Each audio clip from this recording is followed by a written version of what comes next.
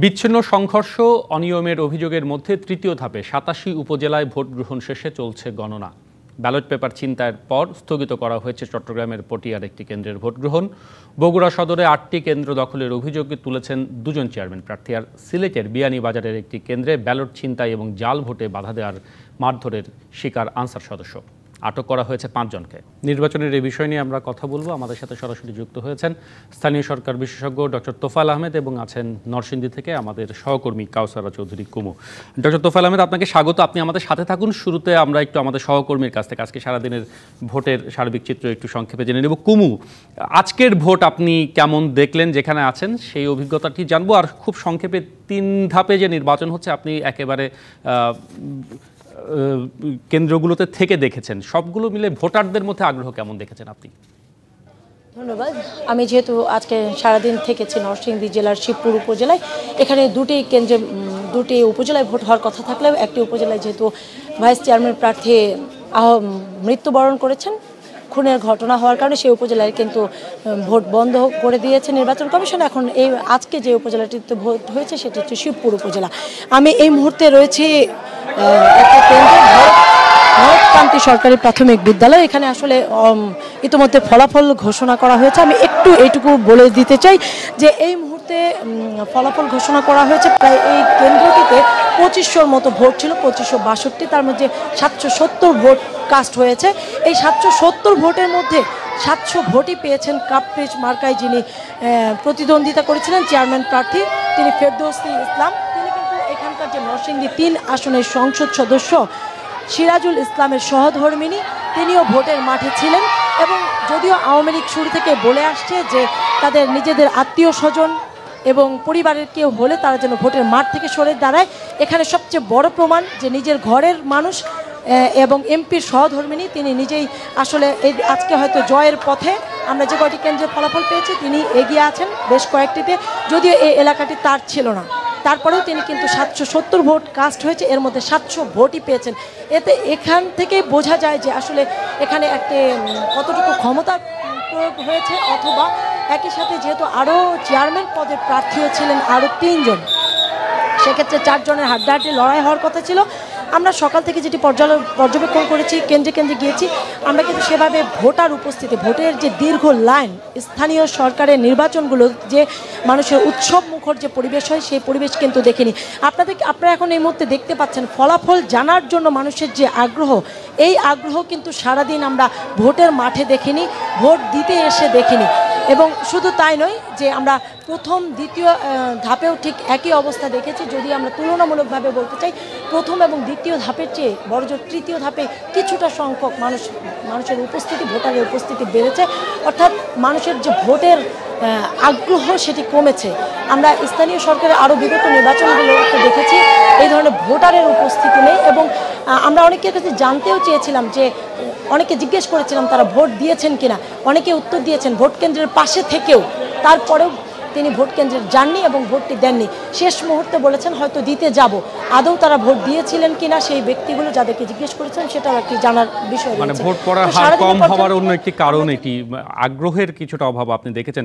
কুমু, আপনাকে অনেক ধন্যবাদ। আবারও পরবর্তী সংবাদে নিশ্চয়ই আপনার কাছ থেকে জানবো। আমরা চলে যেতে চাই স্থানীয় সরকার বিশেষজ্ঞ ডক্টর তোফায়েল আহমেদের কাছে। আমরা আজকের সারাদিনের ভোটের চিত্র দেখেছি সংবাদ মাধ্যমে এবং এই মুহূর্তে আমাদের যিনি সহকর্মী তিনিও জানালেন। আমরা কয়েকটি সংঘর্ষের ঘটনা দেখেছি পটিয়ায়, বিয়ানীবাজারে, বগুড়ায়, এবং এগুলোকে সিইসি বলেছেন বিচ্ছিন্ন ঘটনা। আপনি সার্বিক আজকের নির্বাচনে এগুলোকে বিচ্ছিন্ন বলে মনে করেন কিনা? ধন্যবাদ। আমি প্রায় নির্বাচন দেখি না এবং আজকেও দেখিনি। এই যে এখন কাউসারা চৌধুরীর কুমুর যে রিপোর্ট, সেটি আমার প্রথম নির্বাচন দেখা আজকে। যে কারণ না দেখার কারণ হচ্ছে এখানে কোনো ব্যতিক্রম কিছু নাই, এটা একটা ধারাবাহিকতা। এখানে নতুন কোনো কিছু দেখার নাই। যে বিবৃতিগুলো আসছে সেগুলো খুব অর্কেস্ট্রেটেড ওয়েতে সবসময় যা বলা হয় তাই বলা হচ্ছে। কয়েকটা বিচ্ছিন্ন ঘটনা ছাড়া নির্বাচন শান্তিপূর্ণ হয়েছে, এই পর্যন্ত এত% আদায় হয়েছে, বাস। এবং এর মধ্যে কোনো বৈচিত্র্য নাই, কোনো নতুনত্ব নাই। এবং এখানে মানুষের যে আগ্রহ থাকার কোনো কারণ নাই। আগ্রহ থাকবে কেন, আমাকে সেটাই বা বুঝান না। মানে যদি অন্যতম প্রধান রাজনৈতিক দলগুলো নির্বাচনে অংশগ্রহণ না করে, তাহলে আগ্রহের একটা ঘাটতি হতে পারে বলে অনেক রাজনৈতিক বিশ্লেষকরা এটা মনে একটা করছেন, কারণ, রাজনীতিবিদরাও আরো বলছেন। আপনিও তাই মনে করেন আরো কিনা এখানে আরো এই দায়টি বহু আসলে কারণ আছে এটা। রাজনৈতিক দলগুলোর কিনা? না, রাজনৈতিক দলগুলোর অংশগ্রহণ শুধু একমাত্র কারণ না, আরো বহু কারণ আছে। বহু কারণের একটা কারণ হচ্ছে এখন যারা নির্বাচন করছেন তারা কি ভোটারদের কাছে গিয়ে কোনো প্রচারণা করেছেন? তারা কিন্তু ভোটারদের কাছে যান না বা যাওয়ার প্রয়োজন মনে করেন না। তারা প্রশাসন, তাদের কর্মী বাহিনী এর বাইরে কারোর সাথে তেমন কোনো ইন্টারাকশন করেন না। নাম্বার 2 হচ্ছে এই যে উপজেলা পরিষদ, এই উপজেলা পরিষদ থেকে কোনো সার্ভিস ডেলিভারি হয় না। মানুষ বলতে পারবে না যে ওখান থেকে গত 5 বছরে তারা কি পেয়েছে। সুতরাং এখানে তাদের আগ্রহ থাকার কারণটা কি? কোনো আগ্রহ থাকার কোনো কারণ নাই। তো আর দীর্ঘদিন ধরে নির্বাচন তো উপজেলা পরিষদ নির্বাচনটা বিচ্ছিন্ন ঘটনা না। এখানে জাতীয় নির্বাচন, স্থানীয় নির্বাচন, অনেকগুলো নির্বাচন তারা হয়ে আসছে না, সবগুলো ধারাবাহিকতা, নির্বাচন বিমুখতা একটা অর্ডার অফ দি ডে হয়ে গেছে। সুতরাং এখানে নতুন করে কিন্তু আর বিশ্লেষণের কিছু নাই।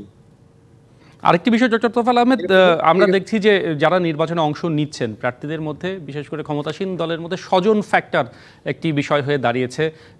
আজকে তৃতীয় ধাপে নির্বাচন হলো, এই স্বজন ফ্যাক্টরটি আসলে কতখানি নির্বাচনকে প্রভাবিত করছে, কিংবা পুরো যে স্থানীয় সরকার ব্যবস্থা সেখানে কোনো প্রভাব ফেলছে কিনা? শুনেন, স্থানীয় সরকার ব্যবস্থা বলে কিছু নাই।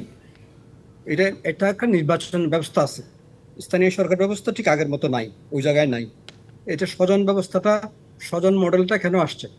কারণ হচ্ছে রাজনীতি হচ্ছে এখন একটা আধিপত্যের লড়াই, এবং এটা একটা পারিবারিক বিজনেস হয়ে দাঁড়াচ্ছে। সুতরাং এই বিজনেসের মধ্যে যত পরিবারকে যত বেশি সম্পৃক্ত করা যায় ততই ভালো। রাজনীতি একটা খুব লাভজনক ব্যবসা, ব্যবসায়ীরা ওখানে হুমড়ি খেয়ে পড়ছেন, এবং ওরা এই ব্যবসার মধ্যে আবার বাইরের লোককে সহজে আসতে দিতে চান না। পলিটিক্যাল পার্টিটাকে তারা নিজের ভিতরে আবদ্ধ করে ফেলছেন পরিবারের মধ্যে। যেমন যিনি এমপি আছেন তিনি তার সন্তান, স্ত্রী, কন্যা, পুত্র এদেরকে রাখতে চান উপজেলায়, ইউনিয়নে এবং পার্টির নেতৃত্বে। এটা তো একটা অর্ডার অফ দি ডে হয়ে গেছে, তো নতুন কোনো কিছু না। আমি আশা করব যে মিডিয়ার কাছ থেকে, কারণ আমি তো ইলেকশন ভারতে হচ্ছে, ভারতের ইলেকশনটাকে খুব পর্যবেক্ষণ করে দেখি, ভারতের মিডিয়াকে দেখি, তারা যেভাবে রিপোর্টিং করে, যেভাবে ইনডেপথ রিপোর্টিং করে। আমাদের দেশের টেলিভিশন পত্রিকার মধ্যে সেরকম ইনডেপথ রিপোর্টিং নাই। আমার মতো একজন লোককে ধরো এখানে কথা বলে তো কোনো লাভ নেই, কারণ আমি তো এগুলো করছি না। আপনারা যারা মাঠে আছেন, মাঠে আপনারা প্রস্তুতি নিয়ে ইনডেপথ রিপোর্টিং করুন, আমরাও শিখি এখান থেকে। অনেক ধন্যবাদ ডক্টর তোফায়েল আহমেদ। স্ক্র্যাচিং করে তো কোনো লাভ নেই। আমাদেরকে সময় দেওয়ার জন্য অনেক ধন্যবাদ আপনাকে।